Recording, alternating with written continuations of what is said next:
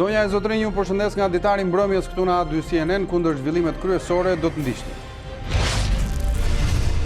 Shkon në 81 numri i viktimave nga koronavirusi, 2 pacientë të shtruar në infektiv humbin jetën në 24 orë. Vlerësimi i Komisionit Venecias është kthyer në standard sa herë që palët politike kanë një përplasje. Këtë herë në Venecia pritet të shkojnë edhe ndryshimet kushtetuese të kërkuara nga opozita parlamentare. Agim Kajmaku përfundon në prangat e policisë, ish kryebashkiaku i Voros u bë subjekti dekriminalizimit pasi PD i zbuloi ndalimin e padeklaruar në Greqi. Mirëmbrëma, unë jam Arlindi Isa, ndër të tjera gjatë kësaj hapësire informative do të ndiqni. Një tjetër vendim i administratës amerikane kundër emigrantëve. Studentët e huaj mund të deportohen nga Shtetet e Bashkuara të Amerikës nëse mësimet në universitete i kanë online.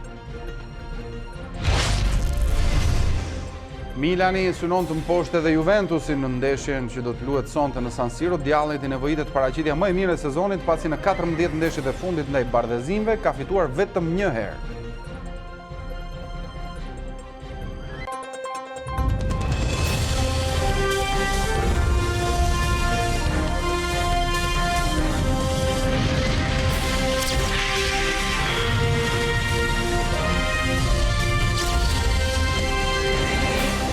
Përfaqësues të opozitës parlamentare kanë nisur një takim me kreun e mazhorancës Edi Rama në kryesinë e kuvendit në kuadër të reformës zgjedhore. Takimin po e ndjek kolegja jonë Elona Gjylmi, nga e cila do të mësojmë më shumë në një lidhje të drejtë për drejtë. Elona, mirëmbrëma, të përshëndes. Atëherë, kjo është hera e dytë që grupet parlamentare të opozitës kërkojnë takim me kryeministrin Rama. Për çfarë thirret ky takim në momentin që parlamenti ka në dorë votimin e ndryshimeve në kodin zgjedhor para reformës zgjedhore? Jo vetëm ka Arlind, por ka dhe ndryshimet kushtetuese që prej një jave janë nënshtruar diskutimeve në Këshillin e Legjislacionit dhe Komisionin e Ligjeve. Në momentet që flasim në ambientet e kryesisë kuvendit, është zoti Murizi, është zonja Hajdari, e cila i bashkangjitet këtij takimi, dhe kryetari i grupit parlamentar për integrim, zoti Edmond Stojku.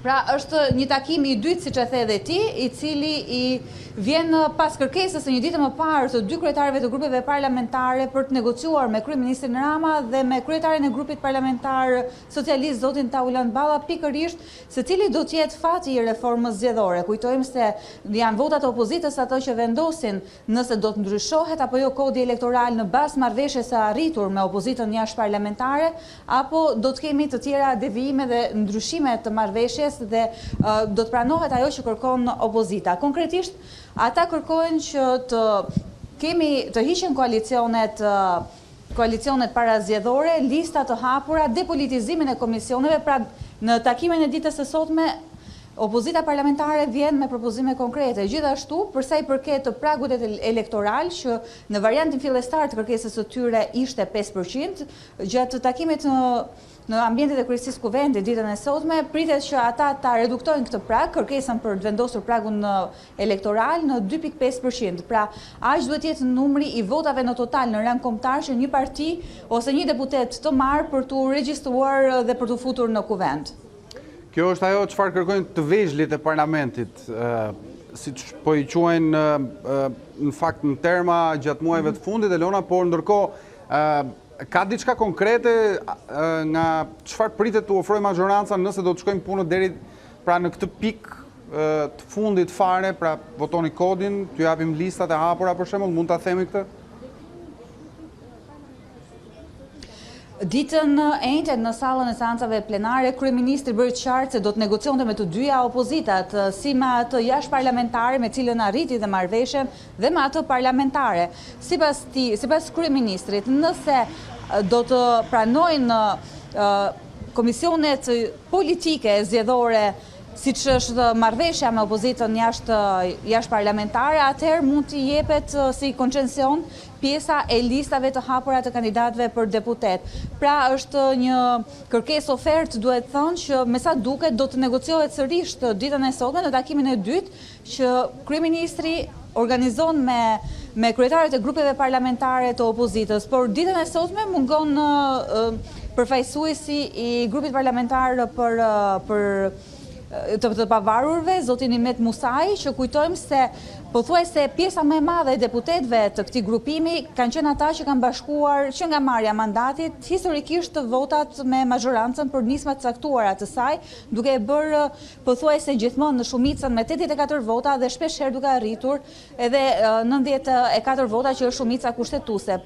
Për çështje të caktuara, deputetët e opozitës parlamentare kanë bashkuar votat me mazhorancën dhe nuk dihet nëse pas diskutimeve ditën e sotme do dalim në një rezultat konkret, pra do të kemi një produkt konsensual edhe me deputetët që kanë zënë vendet opozitës jashtë parlamentare në kuvend dhe ndoshta do të kemi votimin e kodit zgjedhor me ndryshime. Mbetet për tu parë se cili do të jetë fati i ndryshimeve kushtetuese, sapo mbriti Arlind dhe kryeministri Rama.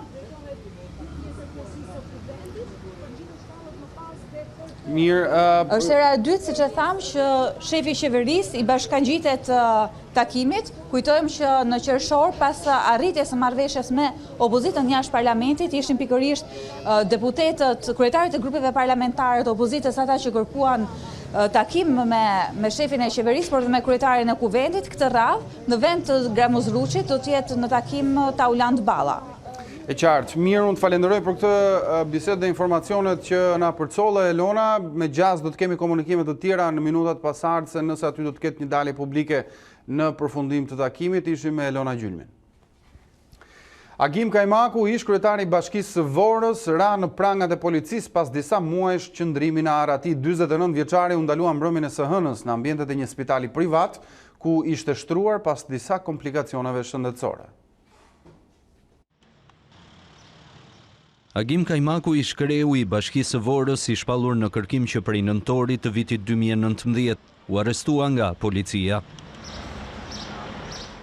49 vjeçari u shtrua në një spital privat mbrëmjen e së hënës pas disa komplikacioneve shëndetësore, ndërsa mjekët lajmëruan uniformat blusi detyrim ligjor.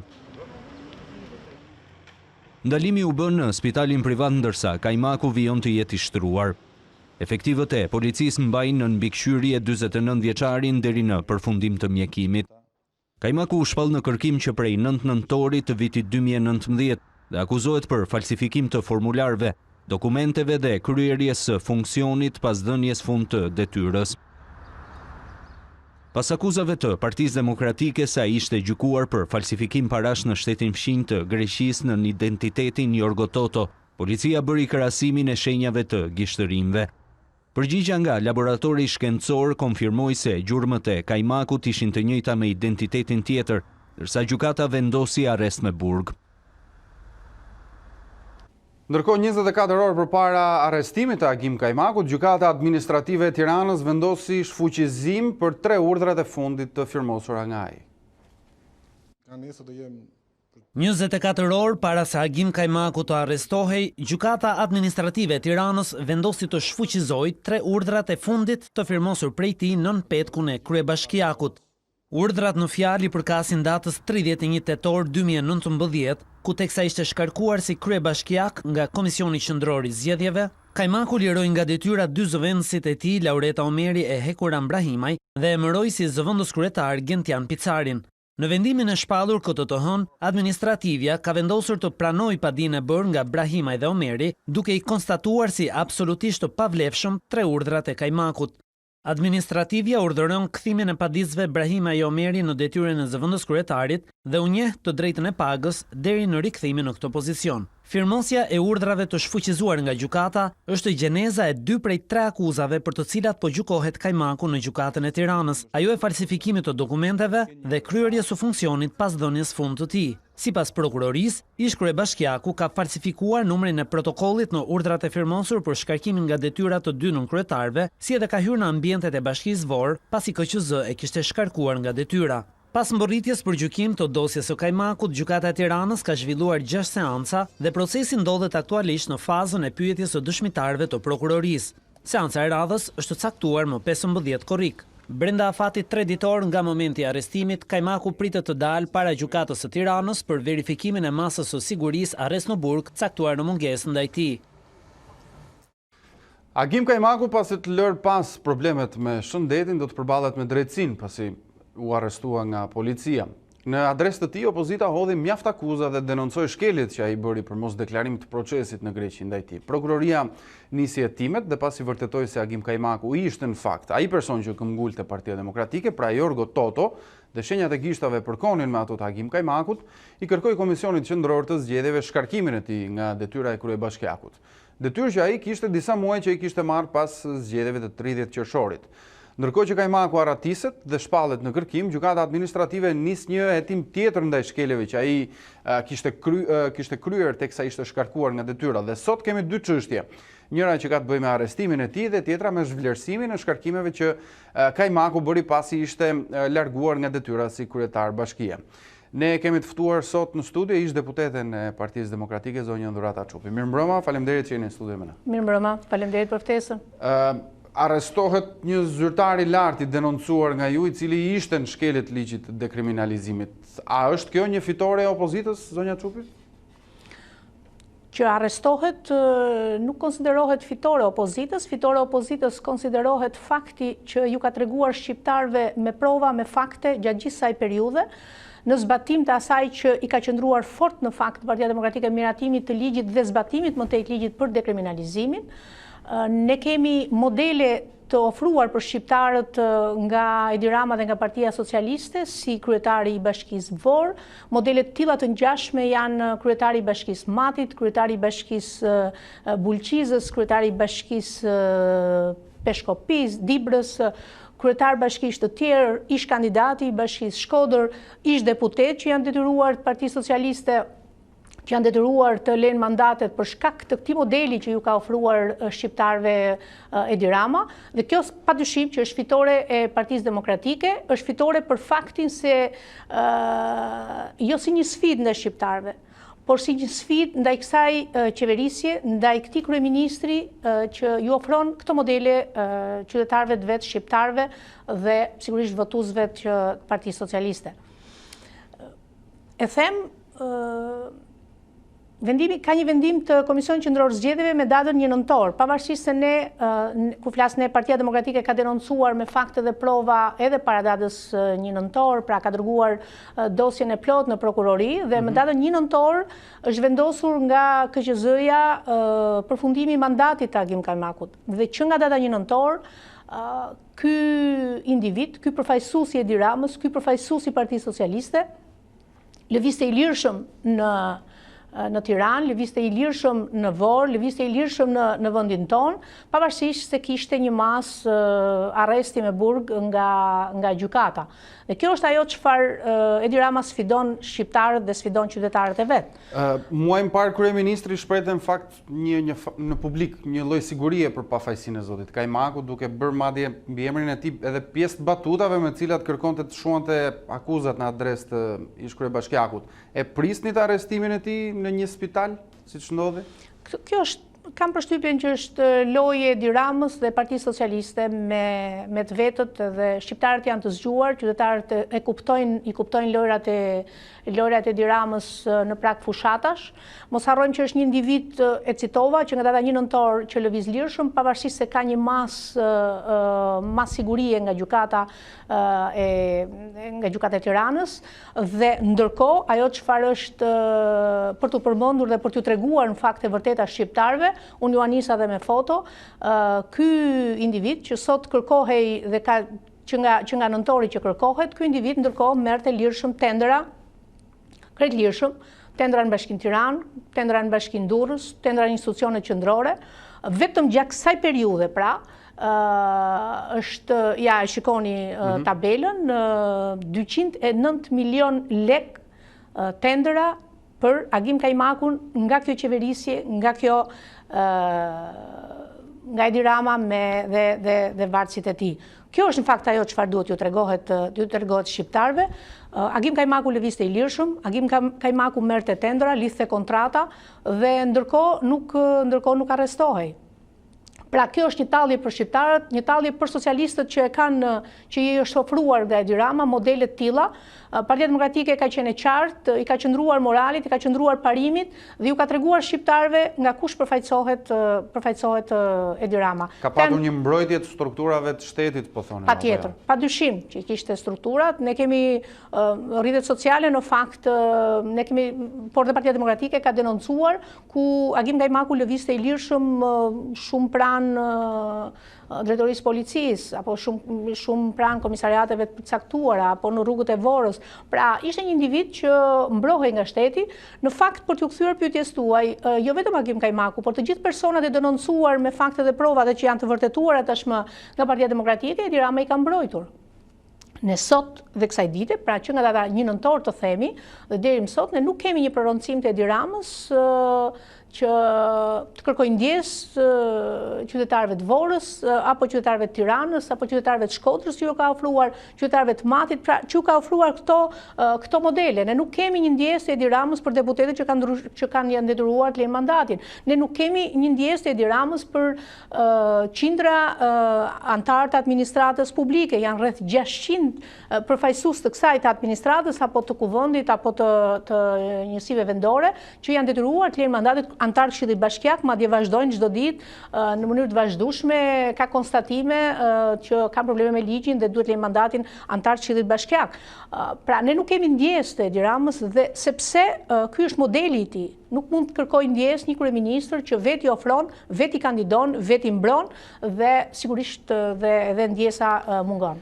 Ka dhe një çështje të dytë, ne kështu tham në nisje të bisedës, përpara se të nisim komunikimin bashkë, përpara se të linte, po ligjërisht zoti Kajmaku e kishte lënë detyrën, ai firmoste emërime dhe zvendësime në institucionin e Bashkisë së Vorës dhe kjo ka qenë një tjetër çështje pra që rëndonte mbi të, për cilën është shprehur dhe gjykata administrative e Tiranës.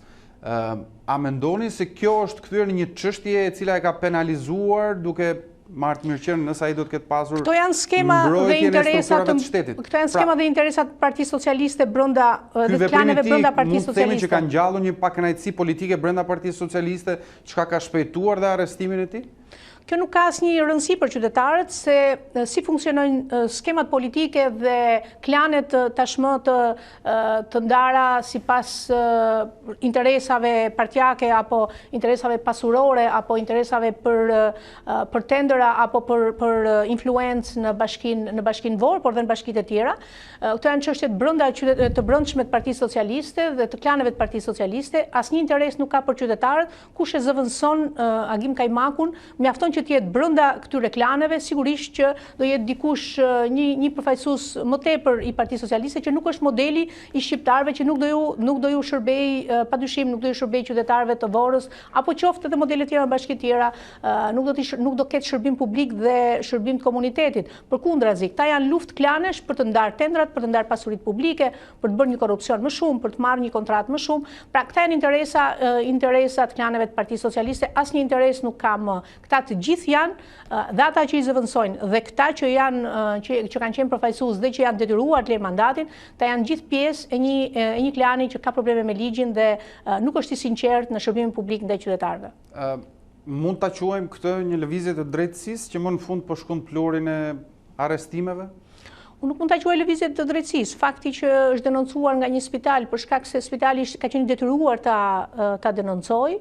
Unë sigurisht ju uroj shërim të shpejt nëse është e vërtet fakti që ai ka probleme me shëndetin, por fakti që ky individ që është në kërkim tashmë denoncohet nga një spital privat, aq më tepër, do të thotë që nuk është fitore e policisë, nuk është fitore e strukturave të shtetit, ndërkohë organet e drejtësisë do të shikojmë vendimarrjen më tej. Zonja Çupja, ka zyrtarë të tjerë që do të denoncohen nga opozita, apo tashmë e gjithë vëmendja është përqendruar tek zhvillimet brenda strukturave të partisë dhe fushatës së ardhshme? Analistët jo më larg se një ditë më parë këtu në studion tonë kanë thënë se Partia Demokratike në vend që të merret me strukturat e saj që në fakt janë probleme të brendshme, ka plot çështje të tjera ku mund të adresojë aksionin e saj politik. Ne po denoncojmë në mënyrë të vazhdueshme dhe ndërkohë që një pjesë e strukturave të Partisë Demokratike është në terren për zbatimin e udhëzimit dhe për të pas kontakte të përditshme të themi dhe të vazhdueshme në këtë vit të fundit elektoral me strukturat tona, me antarësinë dhe me qytetarët, ndërkohë kemi nga ana tjetër strukturën e Partisë Demokratike bazë, pra që denoncon në mënyrë të vazhdueshme. Ne çdo ditë kemi denoncime në Partinë Demokratike, kemi nga njëra anë zotin Basha që është në komunikim me qytetarët për ekonominë, për varfrinë dhe skamjen që ka kapur dhe ofertën e Partisë Demokratike, dhe nga ana tjetër kemi një grup strukture që është në komunikim me antarësinë dhe kemi denoncimet e përditshme. Sot ishte zonja Tabaku, dje ishte zoti Alibejaj, pra janë në ditët në vazhdim kanë qenë të tjerë dhe Partia Demokratike do të mbahet mend si forca politike që ka denoncuar me fakte dhe me prova. Nuk ka denoncuar për hir denoncimit, nuk ka denoncuar që të dali para mikrofonit dhe të mbaj një fjalim, jo. Ne në 7 vite kemi denoncuar e zeza mbi të bardhën çdo gjë dhe çdo provë dhe çdo fakt që ne kemi patur. Provat e sotshme ishin deklarata e zonjës Tabaku mbi ekonominë, zoti Alibejaj mbi koncesionet. Pra ne kemi denoncuar në mënyrë të vazhdueshme. Pra nuk e shikoj si një përqendrim vetëm në udhëzimin dhe tashmë një proces shumë i rëndësishëm në fakte dhe unikal në vendin tonë, çështja e propozimeve për demokratizimin e partisë dhe propozimeve për përfaqësim nesër të qytetarëve nga vetë strukturat. Ju e shikoni tashmë në gjithë Shqipërinë ka një interesim të madh të themi dhe optimist të strukturave të Partisë Demokratike përsa i përket pjesës propozimeve dhe nga ana tjetër e ripërsëris kemi një angazhim gjithashtu për të denoncuar gjithçka që në zyrat e Partisë Demokratike kemi si prova dhe si dosje. I paraprit në fakt një pyetje që donim t'ju drejtonim përtej punës në terren që zoti Basha po shfaq dhe po sjell për publikun dhe denoncimeve, a është kjo opozitë e fortë, e plot dhe ajo që meritojnë qytetarët shqiptar? Unë mendoj që po. Ne jemi një opozitë që kemi bërë opozitë fort në 7 vite, jemi opozita në këto 30 vite që kemi denoncuar në mënyrë të vazhdueshme, kemi pasur aksione të forta politike, kemi një trup, të themi, grupi parlamentar që është në terren dhe një grup parlamentar, të themi, që ka moralin me vete, ka denoncuar, ka qëndruar pranë qytetarëve, kemi ofruar në mënyrë të vazhdueshme ofertën tonë dhe komunikimin për një qasje tjetër lidhur me ekonominë apo me drejtimin e shtetit apo luftën kundër korrupsionit apo ndëshkueshmërinë në mënyrë të vazhdueshme. Pra ne kemi bërë një opozitë në gjykimin tim, por dhe në gjykimin e shumë shqiptarëve, një opozitë të fortë, një opozitë denoncuese, një opozitë që nuk ka patur asnjë qasje ndaj kësaj qeverisje për të mos e kam në kuptimin për të diferencuar dhe për të pasur një qasje në kuptimin që mos të denoncojmë këtë apo të denoncojmë këtë. Ne kemi qenë parimor, kemi qenë drejt dhe drejt për drejt me qytetarët. Gjithçka që kemi patur dosje me prova dhe fakte, ju kemi treguar qytetarëve dhe perceptimi sot jo vetëm i qytetarëve shqiptar, por dhe i strukturave dhe agjensive ndërkombëtare, që këtu ka një korrupsion të shtuar, që këtu ka një varfëri, që këtu ka abuzim me pronat, ka abuzim me tendrat, ka abuzim me buxhetin, ka rritjet të borxhit. Pra të gjitha këto, sigurisht perceptimi që sot ekziston në shumicën e shqiptarëve, sigurisht është për shkak të denoncimeve të vazhdueshme të Partisë Demokratike. Ndërkohë, nga opozita po thuhet se Partia Demokratike po shkon në një proces hapje. Në fakt, zonja Çupja, mund të quhet hapje emërimi kandidatëve për kryebashkia apo deputet nga antarësia, ndërkohë që kreun e listës do ta emërojë kryesia, pra kryetari, dhe nëse flasim për hapje, deri ku mund të shkojë ky proces? Se rikthimi ndonjë figure të ikur nuk mund të quhet plotësisht hapje apo jo? Jo, qëllimi i Partisë Demokratike është sigurisht të ofrojë kapacitetet më të mira. Mos harrojmë që kemi pasur një qeverisje të paktën 2005-2013 me një administratë sigurisht më të aftë se kjo që është, me ministra shumë më dinjitozë dhe më të aftë se qeveria e Partisë Socialiste. Mos harrojmë që në 30 vite pushtet ne kemi më shumë se gjysmën e 30 viteve që kemi qeverisur. Pra Partia Demokratike është një parti me burime njerëzore të jashtëzakonshme, me kapacitete të fuqishme, të themi, në kuptimin profesional. Ne kemi juristë të zot, ekonomistë të zot, ne kemi inxhinier të zot, njerëz që artikulojnë dhe që kanë mbështetjen e qytetarëve shqiptar. Dhe unë besoj që kjo është ajo çfarë forca e Partisë Demokratike, afrimi i intelektualëve, afrimi të rinjve, afrimi i zonjave. Unë jam pjesë e grupit që po ndjek zbatimin e udhëzimit që ju cituat për këto propozime në qarkun Vlorë dhe në Bashkim Vlorë dhe Selenic. Nuk mund ta imagjinoni propozimet e jashtëzakonshme që vinë nga këto struktura. Jo më vonë se mbrëm, ishin disa grup seksione ku propozimet ishin mjek, ishin inxhinier, ishin pedagog, ishin të rinj dhe zonja kryesisht, kishte dhe zotëri me influencë në qytet. Pra, ka një afrim dhe ka një qasje të intelektualëve ndaj Partisë Demokratike, ashtu siç dhe Partia Demokratike një mbështetje e kësaj shtrese. Unë mendoj që Partia Demokratike është partia e vlerave dhe padyshim që me këtë proces do të shtojë vlerat burimeve njerëzore të jashtëzakonshme në Partinë Demokratike. Gabimet e Partisë Socialiste në qeverisje po i mbani shënim, gjë të cilën ju po i denonconi, po ndërkohë kjo të ketë një qëllim që të mos përsëritet në ditën që ju do të vini pushtet, nëse do të vini, po themi në zgjedhjet e ardhshme?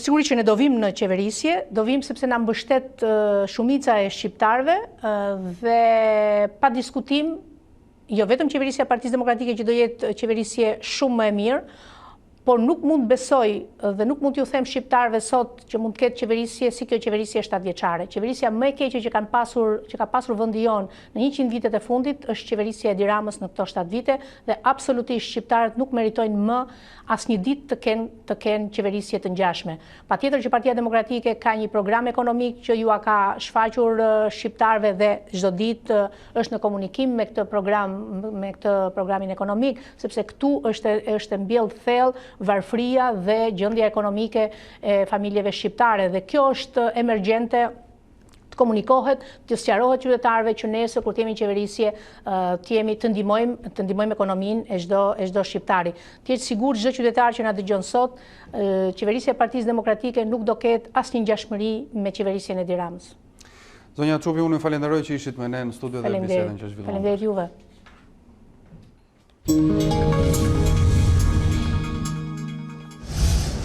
Në rishikimin që qeveria i bëri buxhetit të këtij viti për të amortizuar goditjet që Covid-19 ka dhënë tek ekonomia, shëndetësia nuk ishte ndër sektorët që morin pjesën më të madhe të fondeve. Por sa fonde janë akorduar për këtë sektor gjatë periudhës që Covid-19 preku Shqipërinë? Ndjekim.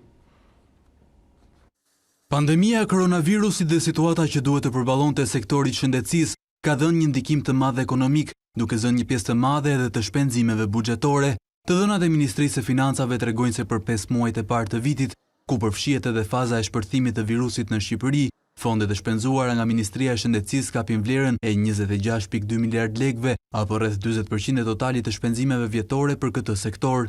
Por jo e gjithë kjo shumë është shpenzuar për emergjencën e Covid-19. Në zërat e detajuar, tregohet se rreth 7 miliard lekë, apo 56 milion euro, kanë shkuar për shërbimet e kujdesit shëndetësor dytësor, ku përfshihet trajtimi pacientëve dështruar në spitale dhe mbulimi i popullatës me kujdes spitalor. Për të përballuar pandeminë, qeveria u detyrua të akordonte një fond shtesë prej 2.5 miliard lekësh, ekuivalent me 25 milion dollar në paketën e parë financiare, të akorduar në muajin prill. Të dhënat e detajuara të Agjencisë së Prokurimit Publik tregojnë se tendrat e periudhës nga 9 marsi kur shpërtheu pandemia e në vijim kanë qenë për blerje medikamentesh, pajisjesh mjekësore dhe kitesh testimi.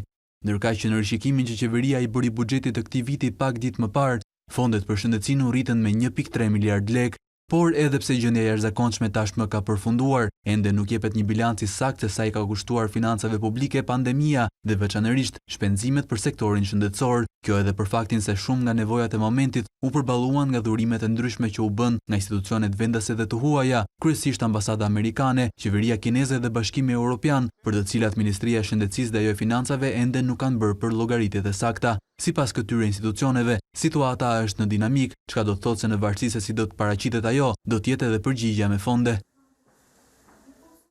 Ekspertët e ekonomisë ndërkohë rekomandojnë rritje të fondeve buxhetore për shëndetësinë për të kapërcyer emergjencën e koronavirusit. Sipas tyre, paralelisht ekzekutivi duhet të ofrojë ndihmë direkte edhe për të gjithë sektorët e tjerë të prekur nga pandemia për rikthyen e shpejtë të ekonomisë.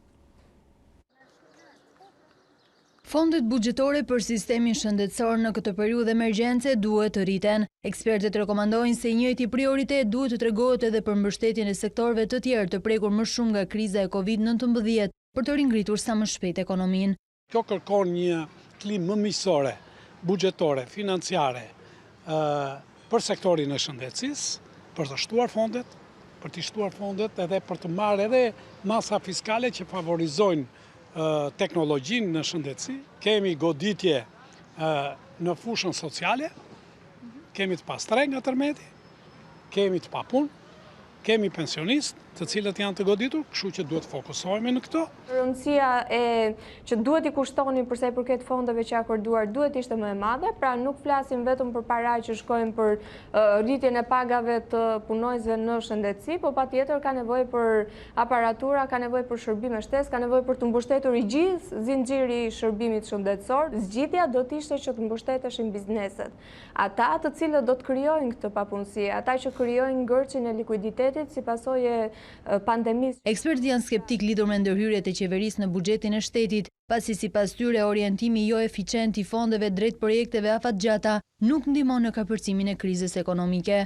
Domosdoshmëria për të kryer investime publike në këto momente mund të ishte shtyrë, ashtu si të shtyhen shumë aktivitete tjera për një periudhë të shkurtër, ndoshta brenda vitit ose nga viti i arshëm.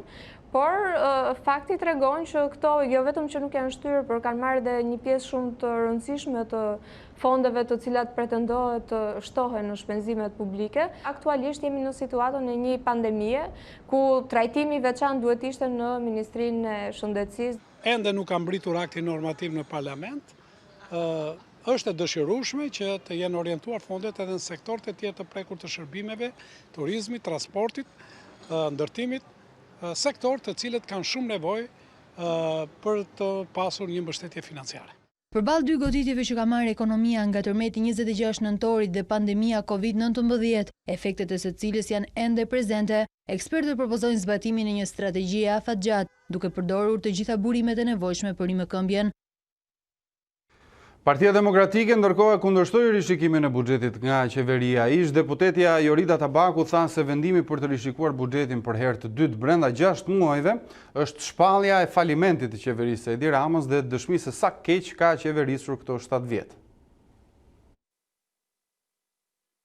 Partia Demokratike ka kritikuar ashpër vendimin e qeverisë për rishikimin e dytë të buxhetit në pak muaj, duke e cilësuar si vulosjen e keqeverisjes që po varfëron shqiptarët. Vendimi i ri i qeverisë për të rishikuar buxhetin për herë të dytë brenda 6 muajve është shpallja de facto e falimentit të qeverisë së Edi Ramës dhe dëshmi se sa keq ka qeverisur në këto 7 vite, sa shumë ka abuzuar dhe sa vjedhje ka ndodhur me taksat e qytetarëve.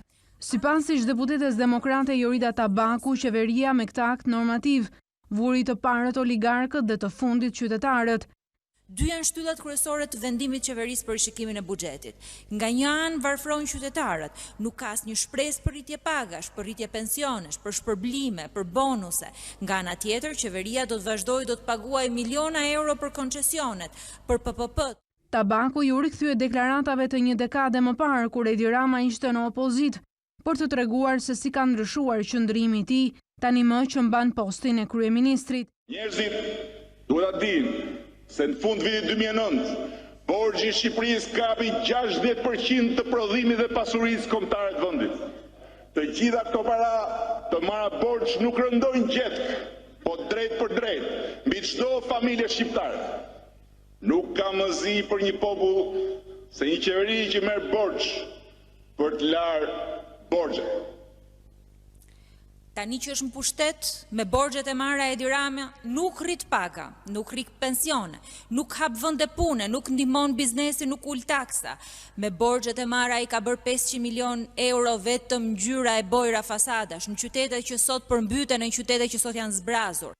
Sipas Partisë Demokratike, borxhi publik nuk është 80% e prodhimit të brendshëm bruto, siç pretendon qeveria, por 93%. nëse përfshihet në llogari edhe ai që konsiderohet si borxhi i fshehur i kontratave koncesionare. Pandemia me koronavirusin ka penguar hapjen e garës për rindërtimin e zonës së kombinatit, por sot kryeministri Edi Rama zbuloi projektin e ri post-tërmet. Shefi i qeverisë nuk ka lënë pa shigjetuar edhe demokratët, të cilët sipas tij hedhin dyshime për projektet 3D që do të mbeten vetëm në letër. E di që durimi është një mall që shumë i vështirë për të gjetur në dheun tonë. Me 10 familje në zonën e kombinatit duhet ende të presin. Covid ka paralizuar hapjen e garës për projektin e rindërtimit pas tërmetit të 26 nëntorit. Megjithatë, kryeministri Edi Rama ka paraqitur të martë projektin 3D kombinart, duke ju përgjigjur edhe demokratëve me fytyrën e re që do të ketë kombinati. Jo thjesht një kombinat për banorët e vet, por një kombinat që është destinacion edhe për jetën e natës, që është destinacion edhe për shumë aktivitete tjera, që është destinacion edhe për turistët. Fal atë gjithë atyre ndërhyrjeve të parashikuara që i përkasin sigurisht vizionit të Shqipërisë 2030, nuk i përkasin thjesht dhe vetëm harkut kohor të një viti apo diçka më shumë që do na duhet për të akomoduar njerëzit. Paraardhësve në qeveri kujtoi gropën e borxheve që sipas Ramës i lanë vendit. Kemi gjetur kur kemi ardhur në qeveri borxhet ndaj njerëzve që vuajtën përmbytje pas përmbytjes dhe smorën kokë leku. Kokë leku nga ata të cilët sot pretendojnë që t'u japin shqiptarëve një lugë floriri. Mjafton që shqiptarët ta hanë tekun edhe t'ju thonë pa hënë një herë, t'ju vëmë në prova do na jepni lugën dhe pastaj të mbeten me bishtin e lugës në gojë. Për skeptikët, tha se të gjitha projektet 3D do të kthehen në realitet. Këtë e kam posaçërisht për shumë miq në faqen time në Facebook që zëre se po i lexoj tani që me këto 3D na merrin qafë, me këto 3D por e vërteta është që të gjitha 3D që ne ekspozojmë janë pjesë e projekteve. Lagja e re e kombinatit do të ketë pas rindërtimit edhe 4 institucione të reja arsimore, 9 pika sociale e kulturore, si dhe 5 sheshe publike me shërbime të reja. Me banesë të vlerësuar të pabanueshme, një çift moshuarish në qytetin e Durrësit janë harruar nga bashkia, ndërsa ata vazhdojnë të trokasin pa shpresë në dyert e institucioneve. Këto të fundit numërojnë çdo ditë familjet që u japin bonuse qiraja apo fonde për rindërtimin e banesave të dëmtuara nga tërmeti. 8 muaj pas tërmetit tragjik të 26 nëntorit, një çift të moshuarish në Durrës thuajse janë harruar fare nga bashkia dhe institucionet e tjera që duhet të kujdeseshin për to.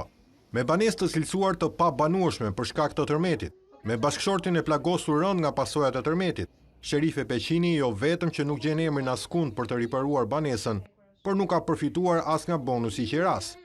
Ky fakt ka bërë që çifti të moshuarve të vazhdojnë jetesën në banesën e rënuar në lagjen numër 4 të Durrësit, dhe që nga qasi në qas mund t'i zërë brenda.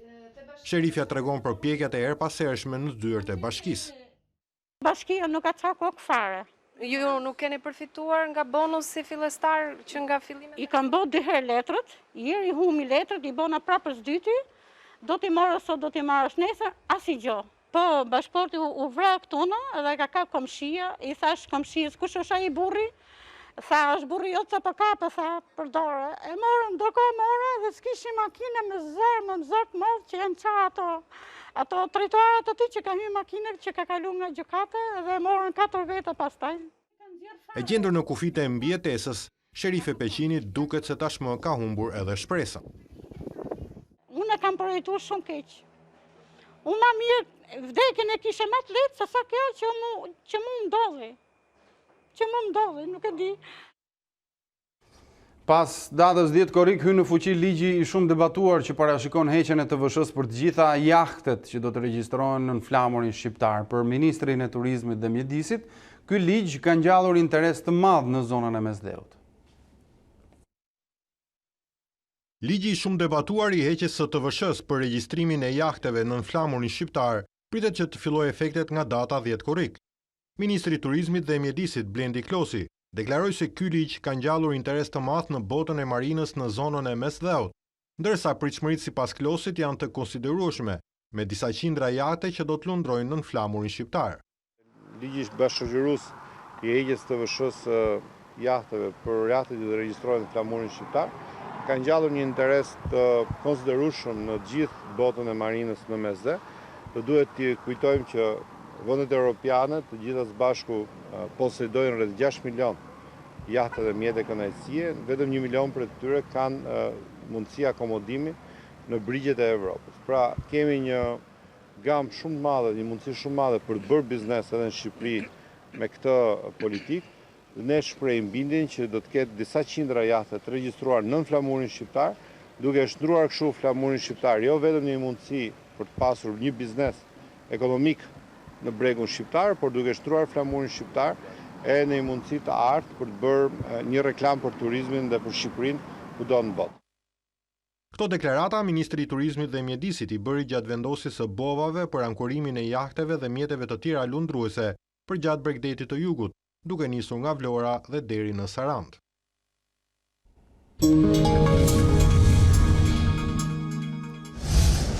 Në vendin tonë, numri i viktimave shkoi në 81 pas 2 jetëve të humbura gjatë 24 orëve të fundit. Bëhet fjalë për një 45 vjeçare nga Berati dhe një 82 vjeçar në Krujë me disa sëmundje bashkëshoqëruese. Ndërkohë, rastet pozitive me koronavirus të konfirmuara sot janë 74 në 409 testimet kryera. Janë konfirmuar 74 raste pozitive. Shpërndarja gjeografike e këtyre rasteve është si vijan: 37 raste në Tiranë, 10 në Durrës, 5 në Shkodër, nga 3 raste në Korçë dhe në Kavaj, nga 2 raste në Fier, Lushnjë dhe Mirdit, dhe nga një rast përkatësisht në Elbasan, në Puk, Berat, Kamës, Gjirokastër, Pogradec, Sarandë, Vaujdejes, Dibër dhe Malësia Madhe. Në 24 orët e fundit janë shëruar 42 qytetarë, duke çuar në numrin e të shëruarve në 1744. Në vendin tonë janë aktualisht 1213 persona aktiv me COVID-19, kryesisht në Tiranë, në Shkodër, në Krujë dhe në Durrës. Ministria e Shëndetësisë dhe Mbrojtjes Sociale kërkon edhe një herë ndërgjegjësim nga vetë bizneset dhe nga qytetarët të jeni të kujdesshëm në zbatimin e masave të distancimit fizik, vendosjes së maskës dhe higjienës personale. Epidemiologët kundërshtojnë hapjen e transportit publik në këtë periudhë. Pas konstatimeve për masat e marra dhe kontrolli në këtë shërbim, specialistët thonë se në urbane nuk zbatohen masat anti-Covid. Transporti publik mund të kthehet në vatër infektimi, ndaj ata u bëjnë thirrje qytetarëve të shmangin lëvizjen me këto mjete. Transporti publik konsiderohet rreziku më i madh në këtë periudhë për transmetimin e infeksionit të COVID-19-s. Specialistët e shëndetësisë vënë re shkelje të masave nga operatorët privat dhe mungesë kontrollesh nga bashkia. Epidemiologu Ilir Ali Mehmeti këmbgul se linjat urbane nuk duhet të hapeshin në këtë fazë. Ai këshillon qytetarët të shmangin sa më shumë lëvizjet me transportin urban. Duke parë se si po keq përdoret, ndoshta do një kontroll të paktën më të lartë. Personalisht do kisha pritur pak më shumë për përdorimin e tij. Transporti publik, nëse është e mundshme, evitoje. Nëse është e mundur, hec, merr një biçikletë, mbaj një situatë që të bën dhe më mirë për shëndetin. Sa të jetë e mundur, të evitohet. Në këtë periudhë gjithë bota po nxit përdorimin e maskës dhe distancimit fizik për të frenuar përhapjen e virusit, por në popullsinë shqiptare vjet re neglizhencë në zbatimin e tyre, edhe pse specialistët këmbgulin se këto masa janë mënyra e vetme për të ruajtur nga infektimi. Distancë do të thotë higjen, dhe do të thotë në kur shruhet do distanca, jashtë apo brenda, përdorimi i maskës. Pra këto janë 3 pikat kyçe. Të evitojnë grumbullimet, ndërkohë që e vëmë re që grumbullimet nuk po evitohen. Ndërsa në spitale, veçanërisht në QSUT e kthyer në vatër infeksioni, Ali Mehmeti propozon zbatimin e protokolleve të veçanta, testim të gjithë punonjësve dhe pacientëve, para se të hyjnë në pavione. Një herë në 2 javë, testim për gjithë, që do të thotë gjithkush që punon, pavarësisht është mjek apo është administrat, gjithkush që ka nevojë të marrë shërbim për këtij spitali dhe nuk ka nevojë urgjente, të pranohet vetëm nëse testohet dhe del negativ, dhe në rast se është një urgjencë apo gjithsesi do futet për një arsye ose një tjetër, atëherë të konsiderohet si pozitiv. Është e vetmja mënyrë, nuk kemi metoda tjera. Rastet ditore dhe humbjet e jetës nga COVID-19 në këtë periudhë nuk konsiderojnë alarmante nga specialistët, referuar shtrimeve në spital, të prekurve të rinj dhe viktimave. Epidemiologët thonë se jemi në një situatë të qëndrueshme, por që nevojitet kujdes. Ministria e Shëndetësisë ndërkohë ka vënë në dispozicion të situatës edhe 90.000 teste për identifikimin e rasteve me COVID-19. Gjatë takimit me kreun e shtetit Ilir Meta, Ministrja Manastirliu e ka vënë në dieni kreun e shtetit për strategjinë dhe masat e marra në këtë periudhë. Nga ana e tij, presidenti theksoi rëndësinë e rritjes së buxhetit në shëndetësi. Shtohen aparatura dhe testet për identifikimin e COVID-19-s.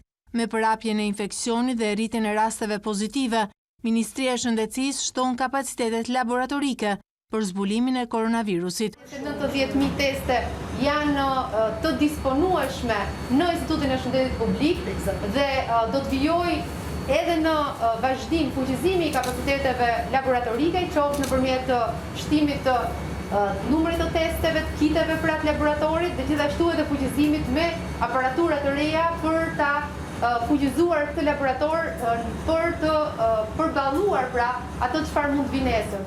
Ministrja e Shëndetësisë Ogerta Manasiliu deklaroi se krahas Institutit të Shëndetit Publik, testimet molekulare do të kryen edhe në QSUT. Kemi një plan, kemi një strategji për forcimin e laboratorit i SHP-s, por edhe për fuqizimin e laboratorit të QSUT-s dhe gjithashtu kemi dhe një plan më afatgjatë në raport me testimin edhe në raport me gjurmimin dhe hetimin epidemiologjik. Ministria e Shëndetësisë zhvilloi një takim me presidentin e Republikës Ilir Meta me kërkesën e këtij të fundit, ku e informoi për strategjinë anti-Covid dhe nevojën për bashkëpunimin e qytetarëve, ndërsa kreu i shtetit vlerësoi punën e mjekëve dhe infermierëve veçanërisht në këtë periudhë dhe theksoi rëndësinë për rritjen e buxhetit në shëndetësi. Presidenti Meta kërkoi ndërgjegjësimin e qytetarëve për të respektuar të gjitha masat që rekomandohen nga specialistët. Lulzim Basha zhvilloi një takim me mjekë dhe specialistë të Departamentit të Shëndetësisë në Partinë Demokratike mbi situatën e COVID-19 në vendin tonë. Kryeopozitari akuzoi qeverinë se është dorëzuar dhe nuk po merr asnjë masë parandaluese duke rrezikuar jetën e qytetarëve. Basha tha se sot është jetik testimi horizontal i personelit dhe pacientëve për të gjurmuar dhe izoluar të infektuarit. Sipas tij, dështimi i qeverisë reflektohet në numrin në rritje të prekurve dhe spitaleve që janë kthyer në vatra infeksioni.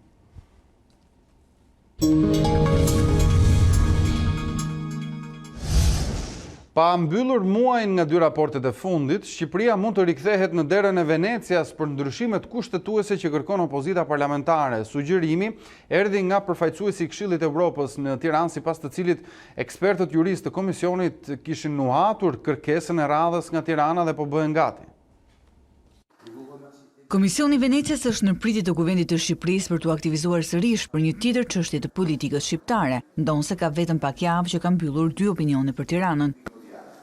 Përfaqësuesi i Këshillit të Evropës në Tiranë, Olci Dekovi, i këshilloi politikanëve shqiptarë që dhe për ndryshimet kushtetuese që kërkon opozita parlamentare mbi listat, koalicionet dhe pragun elektoral të trokasin në derën e zakonshme. Në konsultime edhe me kolegët e Komisionit Venecias, ata mirëpresin çdo lloj kërkese që mund të keni në lidhje me këtë iniciativë, për shkak të veçanërisë që ka prekjet e sistemit dhe ndryshimin kushtetues. Ne kemi pasur një bashkëpunim shumë të mirë me Komisionin e Venecias. Po, kanë 6 muaj janë bërë rezident. Ju e dini që kryetari i Kuvendit e ka vënë në lëvizje disa herë Komisionin e Venecias dhe të vësh në lëvizje Komisionin e Venecias nuk është dobësi, është vlerë. Kjo tregon dhe një përgjegjësish nga Kuvendi i Shqipërisë. OSB-ja në Tiranë ja delegoi selisë qendrore çështjen. Këshilltari Florian Obdari, i cili ka asistuar hartimin e ligjeve elektorale në dekadën e fundit, e bëri të qartë megjithatë të mos presin propozime konkrete për sistemin. Një kërkesë zyrtare me shkrim për dhënien e komenteve rreth projekt ligjit. Kuptohet këtu duhet marrë parasysh dhe koha që do t'i duhej Odirit për dhënien e mendimit. Dhe kjo mund të luhatet nga pak ditë deri në 1 javë nga marrja e kërkesës. Sipas kalendarit të punimeve, ndryshimet kushtetuese do duhet votohen në seancën e 30 korrikut, por nëse vendoset rithirja e Venecias, afati mund të shtyhet me disa muaj. Pas largimit të Ardian Dvoranit, zëvendës kryetare në gjykatën e lartë emërohet Sokol Sadushi. Zgjedhja e tij u bë me unanimitet, me 7 pronë në mbledhjen e përgjithshme të gjyqtarëve. Sokol Sadushi zvendëson kështu Ardian Dvoranin, i cili u largua pak ditë më parë nga Këshilli i Lartë Gjyqësor, pasi kishte përfunduar mandati. Sokol Sadushi është një nga 3 emrat, 3 antarët e rinj të gjykatës së lartë, emëruar në muajin mars dhe do të mbajë kompetencat e kryetarit deri në zgjedhjen e drejtuesit të ri. Numri i dosjeve që presin të shqyrtohen në gjykatën e lartë është mbi 35.000.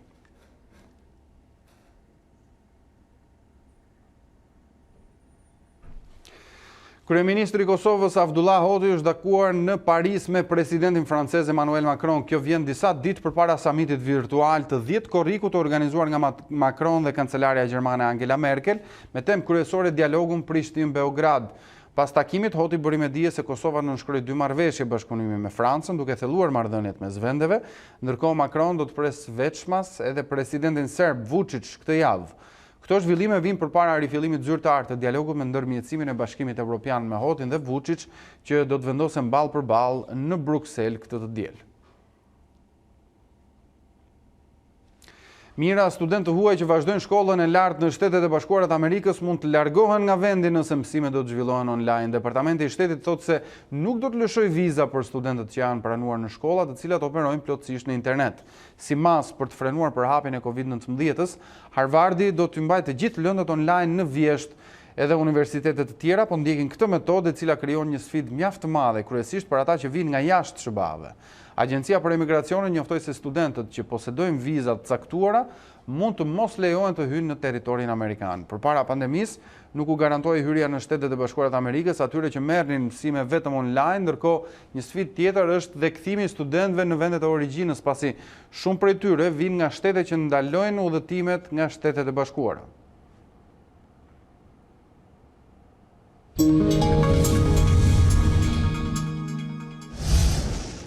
Dy objekte arkeologjike të periudhës së antikitetit janë grabitur nga Parku Arkeologjik i Apolonisë dhe janë gjetur në Durrës. Grabitësi është vënë në pranga pasi është kapur në flagrancë, ndërsa uniformat blu veprat pritet t'ia rikthejnë Apolonisë.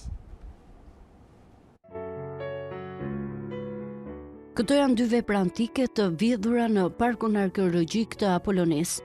Përkatësisht një relief funerar dhe një amorf, të cilat do të kapnin vlerën e 18.000 deri në 25.000 euro secila. Ato janë gjetur në Durrës pranë zonës së Currilave, ku 49 vjeçari që po transportonte veprat do të takojë me 2 persona të tjerë që gjenin klientelën për shitjen e veprave të tilla. Sipas uniformave blu, të 3 autorët të përfshirë në këtë trafik të paligjshëm janë vënë në pranga, ndërsa veprat pritet që t'i rikthehen parkut arkeologjik.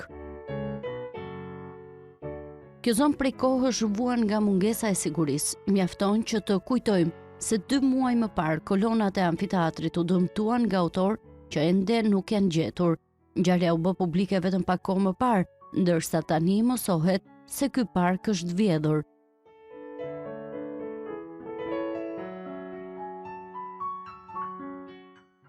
Kjo është vizita e ministres Elva Margariti për procesin e digitalizimit, por mos është më mirë që ky vend antike me vlera të jashtëzakonshme të ketë së pari siguri e që ngjarje të tilla të mos shënohen më. Shkëputemi për një hapësirë publicitare, do të kthehemi pas pak. Jemi sërish në transmetim të drejt për drejt në Ditari në mbrëmjes këtu në A2CNN. Do të flasim për zhvillimet kryesore të ditës. Në vendin tonë, numri i viktimave shkoi në 81 pas 2 jetëve të humbura gjatë 24 orëve të fundit. Bëhet fjalë për një 45 vjeçare nga Berati dhe një 82 vjeçar në Krujë me disa sëmundje bashkëshoqëruese. Ndërkohë, rastet pozitive të konfirmuara sot janë 74 në 409 testimet kryera. Janë konfirmuar 74 raste pozitive. Shpërndarja gjeografike e këtyre rasteve është si vjen: 37 raste në Tiranë, 10 në Durrës, 5 në Shkodër, nga 3 raste në Korçë dhe në Kavaj, nga 2 raste në Fier, Lushnjë dhe Mirdit, dhe nga një rast përkatësisht në Elbasan, në Puk, Berat, Kamës, Gjirokastër, Pogradec, Sarand, Vaujdejes, Dibër dhe Malësia Madhe. Në 24 orët e fundit janë shëruar 42 qytetarë, duke çuar në numrin e të shëruarve në 1744. Në vendin tonë janë aktualisht 1213 persona aktiv me COVID-19, kryesisht në Tiranë, në Shkodër, në Krujë dhe në Durrës. Ministria e Shëndetësisë dhe Mbrojtjes Sociale kërkon edhe një herë ndërgjegjësim nga vetë bizneset dhe nga qytetarët të jeni të kujdesshëm në zbatimin e masave të distancimit fizik, vendosjes së maskës dhe higjienës personale. Epidemiologët e kundërshtojnë hapjen e transportit publik në këtë periudhë. Pas konstatimeve për masat e marra dhe kontrollin në këtë shërbim, specialistët thonë se në urbane nuk zbatohen masat anti-Covid. Transporti publik mund të kthehet në vatër infektimi, ndaj ata u bëjnë thirrje qytetarëve të shmangin lëvizjet me këto mjete.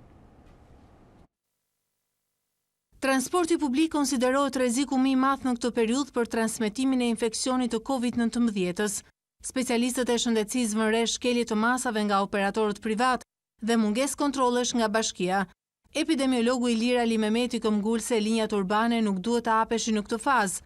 Ai këshillon qytetarët të shmangin sa më shumë lëvizjet me transportin urban. Duke parë se si po keq përdoret, ndoshta do një kontroll paktën më të lartë.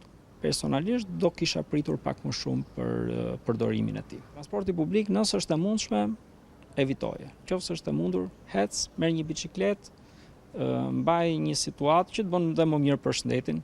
Sa të jetë e mundur, të evitohet. Në këtë periudhë gjithë bota po nxit përdorimin e maskës dhe distancimit fizik për të frenuar përhapjen e virusit, por në popullsinë shqiptare vjet re neglizhencë në zbatimin e tyre, edhe pse specialistët këmbgulin se këto masa janë mënyra e vetme për të ruajtur nga infektimi. Distancë, do të thotë higjen, dhe do të thotë në kur shruhet do distanca, jashtë apo brenda, përdorimi i maskës. Pra këto janë 3 pikat kyçe. Të evitojnë grumbullimet, ndërkohë që e vëmë re që grumbullimet nuk po evitohen. Ndërsa në spitale, veçanërisht në QSUT e kthyer në vatër infeksioni, Ali Mehmeti propozon zbatimin e protokolleve të veçanta, testim të gjithë punonjësve dhe pacientëve para se të hyjnë në pavione.